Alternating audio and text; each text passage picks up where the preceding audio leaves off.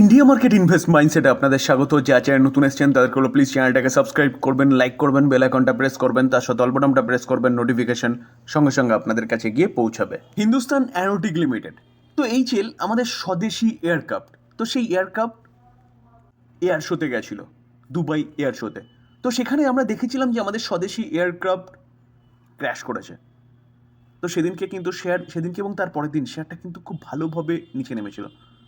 আজকের দিনে এই মার্কেটে দেখলে দেখাবে কোম্পানিটা 1%-এর উপর একটা ভালো আপসাইড মুভমেন্ট দেখাচ্ছে।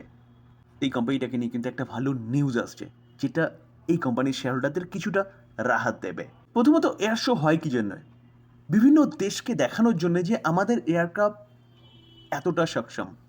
কতটা সক্ষম সেটা এয়ার পাইলটরাই দেখাবে, যে যুদ্ধক্ষেত্রে এরকম পারফরমেন্স দেখাতে পারে, এই মিসাইল আমরা এর মধ্যে লোড করতে পারবো।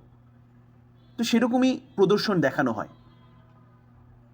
তার উপর বিভিন্ন দেশ তখন সেই এয়ারক্রাফটের দিকে আকৃষ্ট হয়। তো আমাদের দেশের এয়ারক্রাফটকে, স্বদেশি এয়ারক্রাফটকে এই ধরনের একটা সমস্যার মধ্যে ফেলে দিয়ে কিন্তু যে কোনো সংস্থা বা যে কোনো দেশ তাদের বিজনেসটাকে চালিয়ে নিয়ে যেতে চাইছে, সেরকমই কিন্তু একটা রিপোর্ট পাওয়া যাচ্ছে। মোদ্দা কথা হলো যে আমাদের দেশের এয়ারক্রাফটকে নিচু দেখাতে হবে, তার জন্যই কিন্তু এই ঘটনাটা ঘটানো হয়েছে। তো এটা কে বলছে? বলছে HAL এর চেয়ারম্যান DK সুনীল ডিনাই করেছে any problem with Tejas aircraft.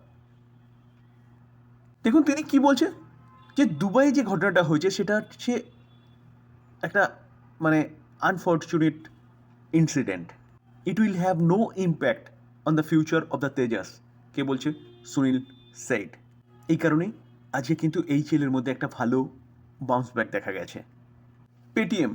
Paytm এই কোম্পানিটাকেও দেখলে দেখাবে আজকের দিনে কিন্তু পেটিএম যথেষ্ট ভালো মুভমেন্ট দেখিয়েছে, যেখানে এই কোম্পানিটাকে নিয়ে কিন্তু একের পর এক ভালো নিউজ পাওয়া যাচ্ছে। গতকালকে আমরা দেখেছিলাম RBI থেকে লাস্ট যে পারমিশনটা পাওয়ার পেমেন্ট সলিউশনের, সেই পারমিশনটা কোম্পানি পেয়ে গেছে। তো একের পর এক যে প্রবলেমে ফেস করছিল পেটিএম কোম্পানিটা, যেটা এই কোম্পানির ডিফল্টের জন্যই RBI লাগিয়েছিল, সে সবকটা প্রবলেম কিন্তু শর্ট আউট হয়ে গেছে। তো এই জায়গায় দাঁড়িয়ে পেটিএম এখন কিন্তু অবাধে বিজনেস করতে পারে। যে বিধিনিষেধগুলো ছিল সেগুলো RBI উঠিয়ে দিয়েছে।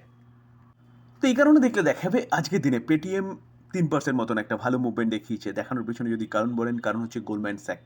তো একটা গ্লোবাল দিগ্গজ ব্রোকিং হাউস, তারা কিন্তু পেটিএম এই কোম্পানিটাকে নিয়ে বুলিশ এবং এই কোম্পানিটার বিজনেসকে নিয়ে বুলিশ। টার্গেট কি দিচ্ছে? টার্গেট দিচ্ছে 1570। তো 20-25% আপসাইড মুভমেন্টের কথা বলছে গোল্ডম্যান স্যাক। জেফ্রিস, দিগ্গজ গ্লোবাল ব্রোকিং হাউস, তারা কিন্তু আইটি সেক্টরকে নিয়ে, অর্থাৎ TCS, ইনফোসিস, উইপ্রো, এই সেলটেক, এই কোম্পানিগুলোকে নিয়ে নেগেটিভ কথা বলছে, যেখানে এই কোম্পানিগুলোর জন্য কিন্তু এটা খুব বাজে নিউজ। কি বলছে? যে গ্রোথ, সেই গ্রোথ কিন্তু আনসার্টেনিটির মধ্যে পড়ে আছে। অর্থাৎ ডোনাল্ড ট্রাম্প আসছে, ট্যারিফ লাগাচ্ছে, একটার পর একটা ডিসিশন নিচ্ছে, তার পাশাপাশি AI বুম, যেখানে ভারতীয় আইটি সেক্টর এখনও কিন্তু তার সাথে তাল মিলিয়ে চলতে পারছে না। তো এই জায়গায় দাঁড়িয়ে জেফ্রিস আইটি সেক্টরকে নিয়ে কিন্তু নেগেটিভ কথা বলছে। দেখুন এই আর্টিকেল দেখলে দেখা যাবে যে the global brokerage said that the industry growth Outlook remain uncertain. যেটা বলছে কি continue to keep the stock under pressure. তো এই জায়গায় দাঁড়িয়ে জেফ্রিস কি বলছে? জেফ্রিস TCS, ইনফোসিস বা HCL টেক নিয়ে কিছু বলছে না। জেফ্রিস বলছে, বা টপ পিক আইটি সেক্টরের মধ্যে জেফ্রিসের কি কোফোর্জ, হেক্সাওয়্যার, এবং তার পাশাপাশি নমুরা কি বলছে?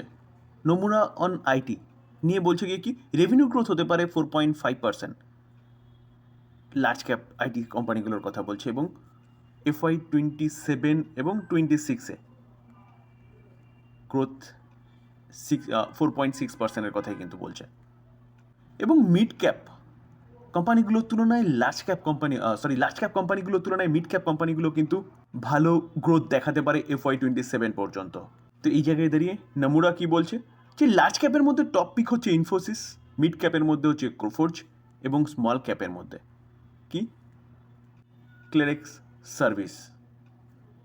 স্যার ডিসক্লেমার দিয়ে রাখি, এই ভিডিওতে যেসব কোম্পানিগুলো নিয়ে আলোচনা করলাম সেই সব কোম্পানিগুলো সম্বন্ধে নিউজ পাওয়া যাচ্ছে, সেটাই আপনাদের সামনে তুলে ধরার চেষ্টা করলাম মাত্র। তো প্লিজ এই ভিডিওটাকে কেউ বাই রিকমেন্ডেশন হিসেবে নেবেন না। বাই করার আগে নিজে ভালো মতন অ্যানালাইসিস করবেন, নিজে রিস্ক বুঝবেন, তারপরে গিয়ে বাই করবেন, কারণ টাকা আপনার যদি যায় তাহলে কিন্তু আপনারই যাবে। থ্যাংক ইউ, ভালো থাকবেন।